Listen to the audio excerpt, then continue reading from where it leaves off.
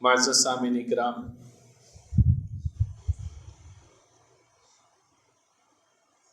جس ماہ میں ہم ہیں اسے ہم ماہ ربیع النور یا ماہ ربیع الاول کہتے ہیں۔ اس مہینے کا بندہ مومن کو بے چینی سے انتظار رہتا ہے، اور اس کے آتے ہی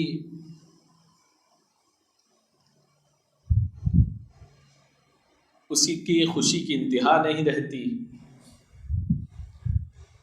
اور اس کے دل میں فرحت و انبساط کی ایک کیفیت رہتی ہے۔ اس کا چہرہ کھلا رہتا ہے۔ وجہ کیا ہے؟ وجہ یہی ہے کہ اس ماہ میں سید عالم نور مجسم تاجدار کائنات صلی اللہ تعالی علیہ وسلم کی آمد کا مہینہ ہے۔ اس نسبت کی وجہ سے وہ خوش رہتا ہے۔ خوش کیوں نہ ہو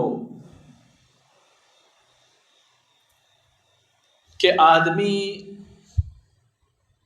کسی سے محبت کرتا ہے۔ دنیا میں آپ دنیا کی مثال لے لیں، جس سے بھی محبت کرتا ہو دنیاوی لحاظ سے بھی، اس کے سامنے آدمی اس کا تذکرہ کر دے، اس کا چہرہ کھل اٹھتا ہے۔ وجہ کیا ہے؟ وجہ یہ ہے کہ اس کے محبوب کا ذکر ہو رہا ہے۔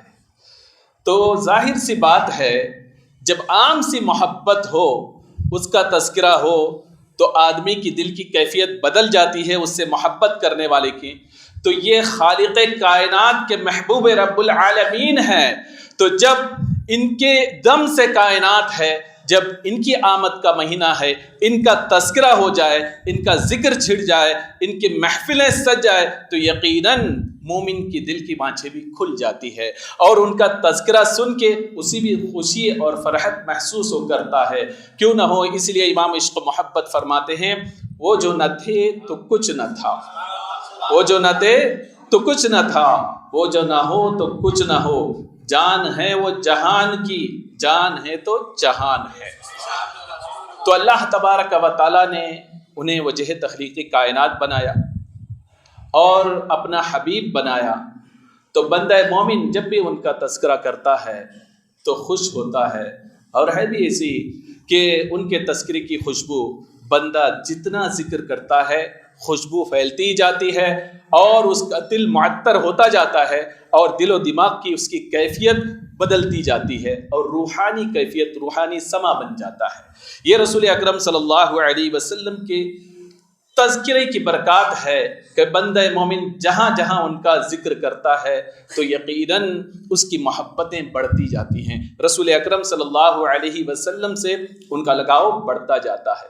تو یہ رسول اکرم صلی اللہ علیہ وسلم کا ذکر ہم کریں یا نہ کریں، کوئی کرے یا نہ کرے، لیکن اللہ تبارک و تعالیٰ نے ایسا سسٹم بنا دیا ہے اور اپنے حبیب کے ذکر کو ایسا بنا دیا ہے، کوئی کرے یا نہ کرے، لیکن اللہ تعالیٰ فرماتا ہے وَرَفَعْنَا لَكَ ذِكْرَكَ، ہم نے آپ کو ذکر کو بلند کر دیا آپ کے لیے حبیب۔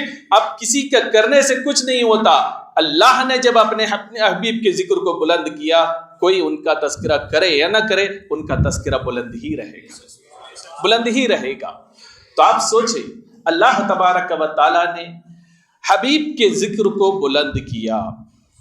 اب ہم اور آپ اگر کسی کو فیمس کرنا چاہیں، کسی کا تذکرہ کرنا چاہیں اور کسی کو بلند کرنا چاہیں، تو انسان کی ایک حد ہوتی ہے، لمٹ ہوتی ہے، اس لمٹ کے حساب سے وہ اس کو فیمس کرے گا، اس کے جو حد کو بلند کرے گا۔ لیکن قربان جائیں، حضور اکرم نور مجسم صلی اللہ تعالی علیہ وسلم کے ذکر کو بلند کرنے والا انسان نہیں بلکہ خالق کائنات ہیں۔ انسان کے تصورات ختم ہو سکتے ہیں، اگر اس کا میٹر ہے جہاں تک ناپنا ہو اس کی بھی ایک حد ہو سکتی ہے، لیکن خالق کائنات جب بڑھا رہا ہے تو آدمی اس کا تصور بھی نہیں کر سکتا کہ کتنا اللہ تبارک و تعالیٰ نے انہیں بڑھا دیا ہے، بڑھا دیا ہے۔ سب کچھ ہیں لیکن یہ بات یاد رہے، بڑھانے کے اللہ کے نزدیک تو لمٹ ہے، لیکن ہمارے نزدیک نہیں ہے۔ کوئی یہ نہ سمجھے کہ اتنا بڑھا دیا کہ خالق کے برابر کر دیا، نعوذ باللہ من ذالک، ایسا ہو نہیں سکتا۔ اس لیے کہ بڑھانے والا ہمارا بھی عقیدہ یہی کہ اللہ ہے، اور اللہ جو ہے خالق کائنات ہے، اور رسول اکرم صلی اللہ تعالیٰ علیہ وسلم کو اللہ تبارک و تعالیٰ نے مالک کائنات بنایا اور اسے اپنا حبیب بنایا۔ تو بتانے کا مقصد یہ ہے کہ رسول اکرم صلی اللہ تعالیٰ علیہ وسلم کے ذکر کو بلند کرنے والی ذات کون ہے؟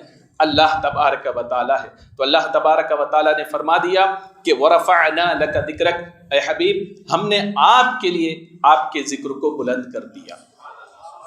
اب اس میں جو ورڈ استعمال ہوا ہے وَرَفَعْنَا، یعنی پاسٹ ٹینس کو اللہ تبارک و تعالیٰ نے اس میں فرمایا ہے کہ ہم نے بلند کر دیا۔ تو اس سے بات کیا سمجھ میں آئی کہ رسول اکرم صلی اللہ علیہ وسلم کی اس دنیا میں مبعوث ہونے کے بعد، اعلان نبوت کے ایک عرصے کے بعد یہ آیت کریمہ آپ پر نازل ہوئی، لیکن اللہ تبارک و تعالیٰ فرما رہا ہے کہ آیت تو آج نازل ہو رہی ہے، اللہ فرما رہا ہے کہ ہم نے تو پہلے ہی آپ کے ذکر کو بلند کر دیا۔ یعنی دنیا میں آدم نہ تھے، لیکن اللہ کے رسول کا ذکر اس وقت بھی بلند تھا۔ امام سیوطی رضی اللہ تعالیٰ عنہ نے اس روایت کو نقل فرمایا، اور دیگر ائمہ نے بھی اس کو نقل فرمایا ہے کہ اللہ تبارک و تعالیٰ نے آدم علیہ السلام کی تخلیق فرمائی، اور آدم علیہ السلام کی کنیت ابو محمد تھی۔ حضرت آدم علیہ السلام نے رب تبارک و تعالیٰ کی بارگاہ میں عرض کیا، مولا تبارک و تعالیٰ تو نے میری کنیت کو ابو محمد رکھا، مجھے ابو محمد تو نے کیوں پکارا؟ تو اللہ تبارک و تعالیٰ نے فرمایا، اے آدم تم اپنی نظروں کو اوپر اٹھاؤ۔ آدم علیہ السلام نے اپنی نگاہ کو جب اوپر کیا تو عرش کے پائے میں آپ نے ایک نور دیکھا۔ عرض کیا، مولا تبارک و تعالیٰ یہ نور کیا ہے؟ تو اللہ تبارک و تعالیٰ نے فرمایا، ھذا نور نبی من ذریتک، کہ یہ تیری ذریت اولاد میں سے ایک نور ہے جس کا آسمان میں نام احمد ہے اور زمین میں محمد ہے، کہ اے آدم اگر انہیں نہ پیدا کرتا تو میں زمین و آسمان کو پیدا نہ کرتا۔ اور اس روایت کو امام زرقانی نے الموہب میں بھی نقل فرمایا ہے۔ تو بتانے کا مقصد یہ ہے کہ آدم علیہ السلام ابھی دنیا میں آئے، اس وقت بھی، اس سے پہلے بھی رسول اکرم صلی اللہ تعالی علیہ وسلم کا تذکرہ موجود تھا، تبھی تو انہیں یہ بتایا گیا، ابو محمد پکارا گیا، اور یہ بتایا گیا کہ نور جو ہے کسی اور کا نہیں بلکہ محمد عربی صلی اللہ تعالی علیہ وسلم کا ہے۔ اور الخصائص الکبریٰ میں جلد اول میں امام سیوطی رضی اللہ تعالی عنہ نے ایک روایت نقل فرمائی، فرماتے ہیں کہ آدم علیہ السلام نے ایک دن اپنے بیٹے شیس علیہ السلام کو طلب فرمایا، اور آپ نے فرمایا کہ ہو سکتا ہے کہ میرا آخری وقت ہو، میں تمہیں کچھ وصیت کرنا چاہتا ہوں، کچھ نصیحت کرنا چاہتا ہوں، میری باتوں کو بغور سنو۔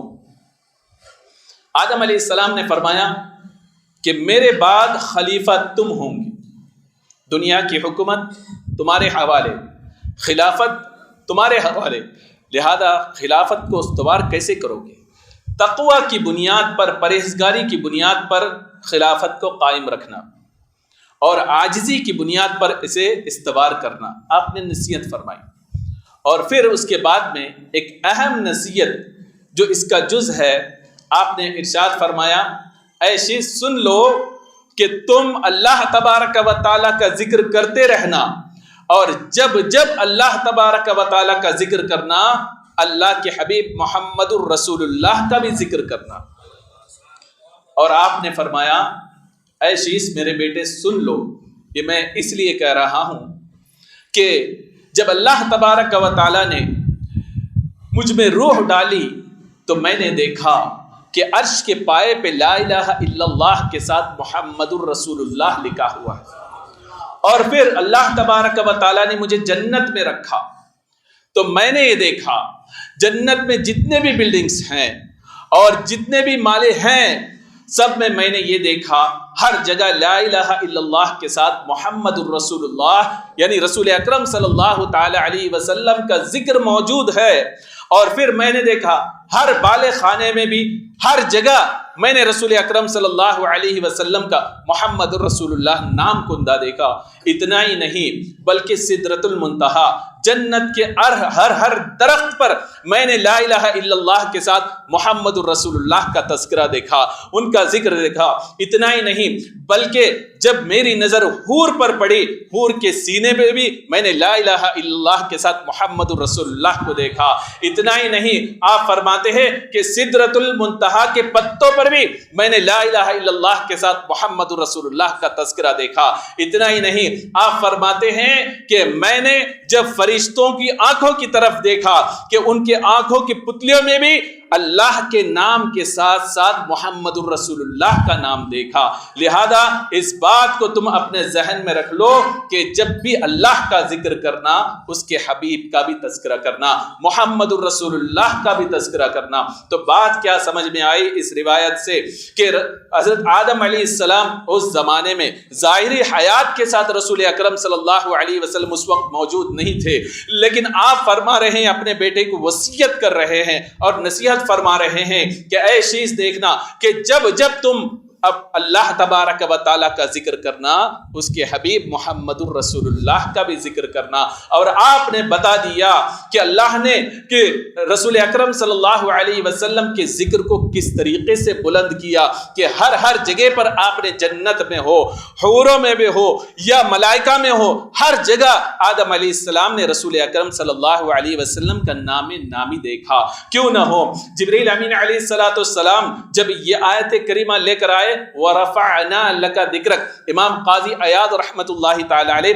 شفا شریف میں نقل فرماتے ہیں کہ جبریل امین علیہ السلام نے عرض کیا، یا رسول اللہ صلی اللہ علیہ وسلم، اللہ نے آپ کے لیے آپ کے ذکر کو بلند کر دیا، اس کا معنی کیا ہے؟ سرکار دو عالم صلی اللہ تعالی علیہ وسلم نے فرمایا اللہ اعلم، اللہ تبارک و تعالی زیادہ جانتا ہے۔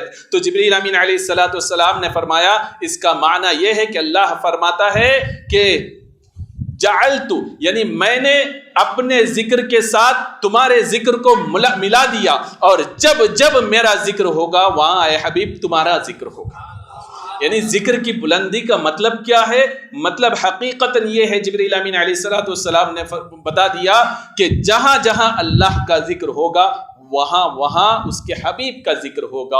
اب آپ دیکھیں، پوری دنیا کا جائزہ لیں، ماحول کا جائزہ لیں، کس قدر اللہ تبارک و تعالیٰ نے اپنے حبیب کے ذکر کو بلند فرما دیا۔ آپ سوچیں کہ پوری دنیا گلوبل ٹائمنگ کا جائزہ لیں کہ ایک طرح پوری دنیا کے ٹائمنگ نہیں ہے کہ یہاں ظہر ہے تو کہیں عصر ہے، کہیں عصر ہے تو مغرب ہے، یعنی ٹائمنگ ڈیفرنس ہے پوری دنیا میں۔ آپ سوچیں رسول اکرم صلی اللہ علیہ وسلم کے ذکر کو اس قدر بلند فرما دیا کہ آدمی ایک جگہ اذان دیتا ہے کہ وہاں اللہ کا نام بلند ہوتا ہے، وہیں رسول اکرم صلی اللہ علیہ وسلم کا نام بھی اشہد ان محمد رسول اللہ کے ذریعے بلند ہوتا ہے۔ ایک اذان ختم نہیں ہوتی، دوسری اذان دوسری جگہ شروع ہوتی ہے، اور دوسری اذان ختم نہیں ہوتی، تیسری جگہ تیسری اذان شروع ہوتی ہے، اور 24 گھنٹے کا سسٹم ایسے اللہ تعالیٰ نے بنا دیا کہ اللہ کے ذکر سے کوئی وقت خالی نہیں۔ وہیں اللہ نے اپنے نام کے ساتھ اپنے حبیب کے ذکر کو ملا کر یہ بتا دیا کہ پوری دنیا میں 24 گھنٹے اذان ہوتی رہے گی، اللہ کا ذکر بلند ہوتا رہے گا، وہیں اللہ تبارک و تعالیٰ اپنے نام کے ساتھ اپنے حبیب کے ذکر کو بلند کرتا رہے گا۔ یہ تو ایک جیتی جاگتی ثبوت ہے کہ آدمی سنتا رہتا ہے، دیکھتا رہتا ہے۔ ایک کامن بات ہے کہ پورے 24 گھنٹے میں کوئی ایسا وقت نہیں ہے، سب جانتے ہیں، جو اذان سے خالی ہو، اور جہاں جہاں اذان ہوگی وہاں ذکر حبیب ہوگا۔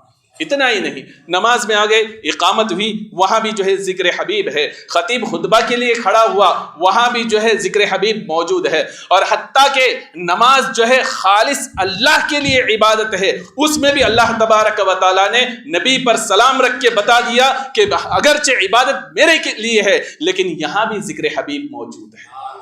یعنی کوئی جگہ ایسے خالی نہیں جہاں ذکر حبیب نہ ہو۔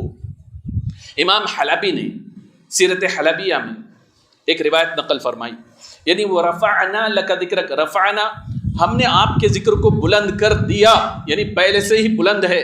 آدم علیہ السلام نہیں آئے تھے تب سے بھی بلند ہے. آدم علیہ السلام نے اس کا تذکرہ کیا، موسیٰ علیہ السلام نے بھی ان کا تذکرہ فرمایا، سیرت کی کتابوں میں موجود ہے. اور جب امت محمدیہ کی فضیلت حضرت موسیٰ علیہ السلام کو پتہ چلا، آپ نے رب تبارک و تعالیٰ کی بارگاہ میں دعا کی کہ مولا تعالیٰ اس کا امتی بنا دے. اور جب حبیب دو عالم صلی اللہ علیہ وسلم کے تعلق سے پتہ چلا، اللہ تعالیٰ سے یہی آپ نے عرض کیا کہ ان کا امتی مجھے بنا دے. مشہور روایت ہے کہ موسیٰ علیہ السلام بھی اپنے زمانے میں ان کا تذکرہ کیا کرتے تھے. امام حلبی رضی اللہ تعالیٰ عنہ سیرت حلبیہ میں روایت نقل فرماتے ہیں کہ موسیٰ علیہ السلام کے زمانے میں اس کے بعد 12 گروہ موجود تھے بنی اسرائیل کے. ان میں سے تقریباً 11 گمراہ ہو گئے، شرک میں مبتلا ہو گئے اور بداعمالیوں میں وہ مبتلا ہو گئے.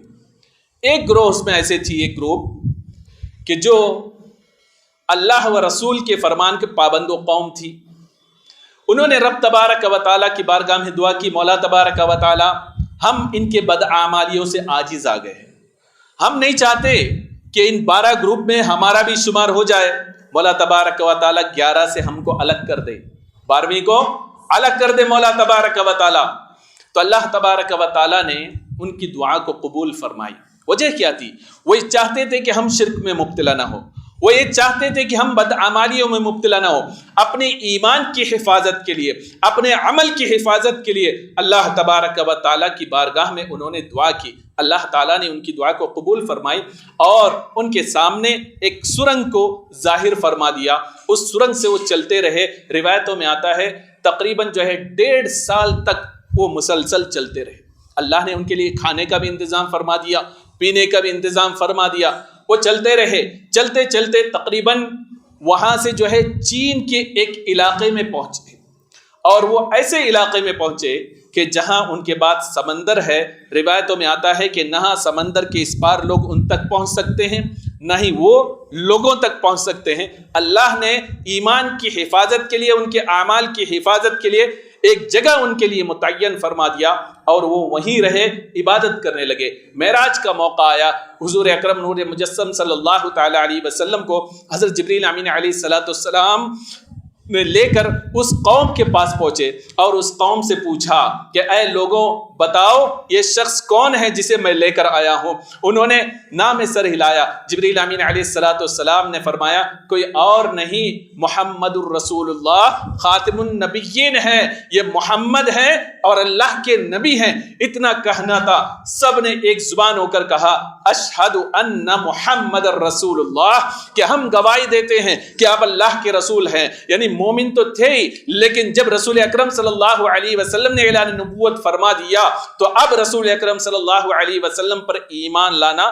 لازم ہو گیا. نام سنتے ہی فوراً وہ ایمان لے آئے اور پھر ایک بات عرض کرنے لگے، یا رسول اللہ صلی اللہ تعالی علیہ وسلم، موسیٰ علیہ السلام نے وصیت کی تھی کہ ایک زمانہ آئے گا کہ تمہاری ملاقات محمد عربی صلی اللہ علیہ وسلم سے ہوگی، یا تم میں سے کسی کی ملاقات ان سے ہو تو میرا سلام پہنچا دینا.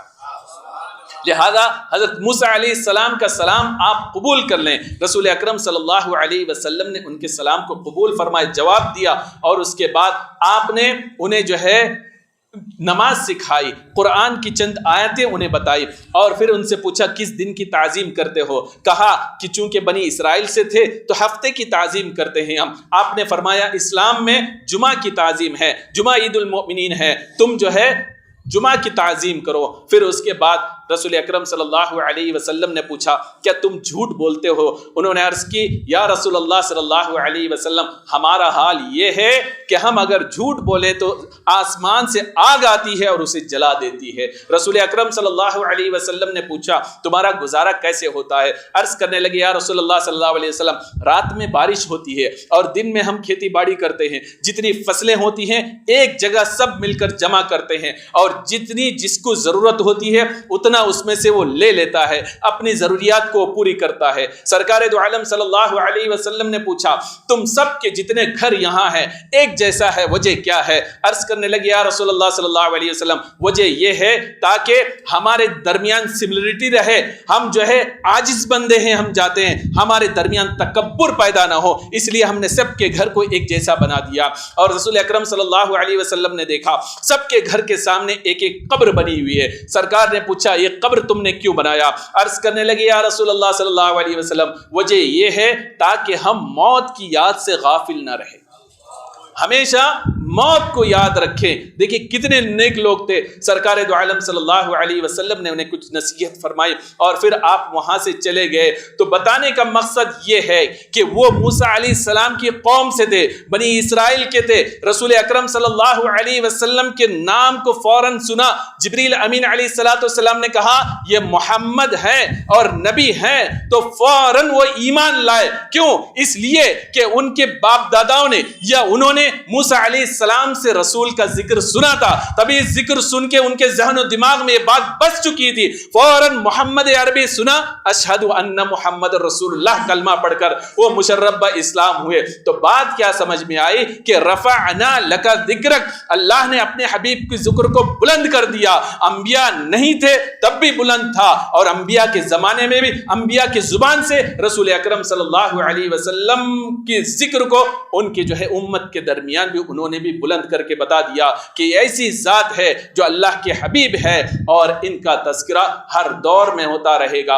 اور قرآن میں بھی اس کا ذکر موجود ہے کہ ہر نبی نے دوسرے نبی کو اس بات کو بتایا۔ میثاق کا واقعہ بھی موجود ہے، مشہور ہے، اور ابراہیم علیہ السلام نے بھی دعا کی تھی کہ مولا تبارک و تعالی بعد آنے والی امت میں میری ذکر کو جاری فرما دے۔ یہی وجہ ہے کہ ہم درود ابراہیمی میں ابراہیم علیہ السلام کا نام لیتے ہیں۔ البتہ بتانے کا مقصد یہ ہے الغرض کہ رسول اکرم صلی اللہ تعالی علیہ وسلم کا ذکر ہر زمانے میں موجود رہا، اور اللہ نے ان کے ذکر کو بلند کیا، اس طریقے سے بلند کیا، کوئی ان کا ذکر بلند کرے یا نہ کرے ان کا ذکر ہمیشہ بلند ہی رہے گا۔ اور امام حلبی نے ایک اور روایت نقل فرمائی، آپ فرماتے ہیں کہ ان سے جس شخص نے بیان کیا اس کی روایت کو آپ نقل فرماتے ہیں سیرت حلبیہ میں، کہ اس شخص نے بتایا کہ وہ ایک جگہ سفر کر رہا تھا، ایک گاؤں میں ایک درخت کو اس نے دیکھا کہ اس میں ہرے پتوں پر ایک دم ہائی لائٹ ہو کے لا الہ الا اللہ محمد الرسول اللہ لکھا ہوا تھا۔ اس نے پتہ کہ یہ کیا ہے، گاؤں والوں نے بتایا کہ درخت کے ہر پتے میں یہ جملہ موجود ہے لا الہ الا اللہ کے ساتھ محمد رسول اللہ، کہ جب ان لوگوں نے دیکھا یہ نام کو تو انہوں نے اس کے پتوں کو کاٹ دیا، اس کے جڑ کو کاٹ دیا۔ تو اللہ کا کرنا ایسا ہوا کہ دوسری شاخ نیچے سے نکلی اور چند دن میں پھل پھول گئی اور پتوں میں وہی جو ہے نام نمودار ہو گئے۔ اور پھر انہوں نے دیکھا، چونکہ وہ مشرکین تھے، کفار تھے، انہوں نے دیکھا یہ نام پھر ظاہر ہو گیا، پھر انہوں نے کاٹا۔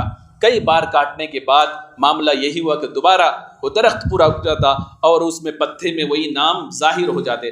الغرض انہوں نے ایک مرتبہ ایسا کیا تاکہ یہ نام و نشان ذکر مصطفیٰ مٹ جائے، تو انہوں نے درخت کو کاٹا اور سیسا پگھلا کے اس میں ڈالا۔ تو روایتوں میں آتا ہے وہ شخص کہتا ہے اب اللہ کی قدرت کا کرشمہ یہ ہوا کہ پہلے تو ایک شاخ نکلتی تھی، اب سیسا پگھلا کے ڈالنے کے بعد اس کے اطراف سے کئی ایک شاخ نکلی اور بڑھتی گئی، یہاں تک کہ ہر پتے پر لا الہ الا اللہ کے ساتھ محمد رسول اللہ کا تذکرہ اس میں موجود تھا، اس میں نقش تھا۔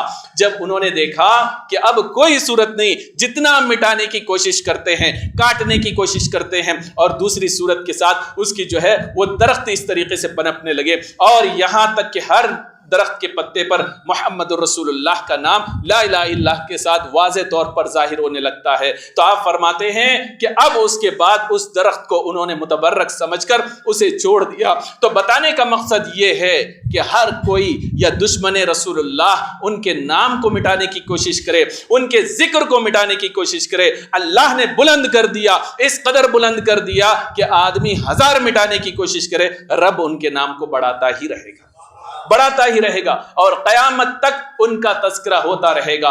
اذان ہوتی رہے گی ان کا نام کا چرچا ہوتا رہے گا, اقامت ہوتی رہے گی ان کا تذکرہ ہوتا رہے گا, اور نماز پڑھتے رہیں گے ہر نماز میں ان پر سلام بھیجا جائے گا. اور اس قدر ہماری خوش نصیبی ہے. اتنا ہی نہیں, ہم جو ہے جب جہاں چاہتے ہیں ذکر رسول کی مجلس سجا لیتے ہیں. چار بھی بیٹھے نعت کی محفل سج گئی, چار بیٹھے جو ہے درود شریف کی مجلس سج گئی. الغرض ہم اہل سنت الجماعت کا یہ وتیرہ ہے کہ ہم ذکر رسول کے لیے خاص مہینہ ہی متعین نہیں کرتے. لوگ ہم پر الزام لگاتے ہیں کہ مہینہ دن متعین کرتے ہیں. ارے ہم تو ایسے لوگ ہیں اللہ کے رسول سے محبت کرنے والے, ہمارے لیے دن بھی نہیں, ہمارے لیے رات بھی نہیں, ہمارے لیے مہینہ بھی نہیں. اگرچہ دنوں رات کرتے ہیں لیکن ہمارا معاملہ تو یہ ہے کہ پورے سال میں جب چاہے ذکر کی محفل سجائیں, جب چاہے نعت کی محفل سجائیں, جب چاہیں درود کی محفل سجائیں. اب آپ دیکھیں 12 کروڑ درود شریف کا اعلان ہوا.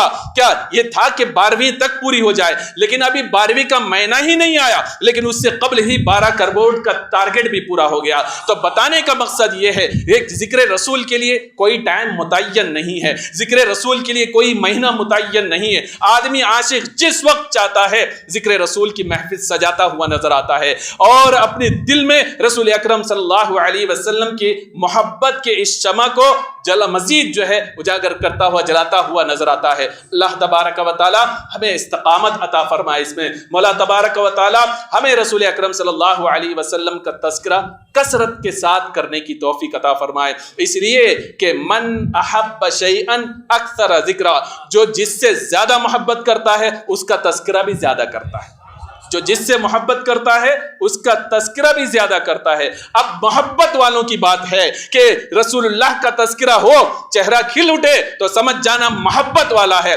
اور رسول اللہ کا تذکرہ ہو, چہرہ جو ہے اس میں پشیمانی آنے لگے اور اترنے لگے, سمجھ جاؤ دل میں کچھ اس کا گڑبڑ ہے. تو اللہ تبارک و تعالی ہمیں رسول کے چاہنے والوں میں سے بنائے. اللہ تبارک و تعالی ہمیں رسول کا تذکرہ سن کر ہمیں ہماری اولاد کو خوش ہونے والوں میں سے شمار فرمائے. استغفر اللہ ربی من کل ذنب واتوب الیہ واخر دعوانا ان الحمد للہ رب العالمین.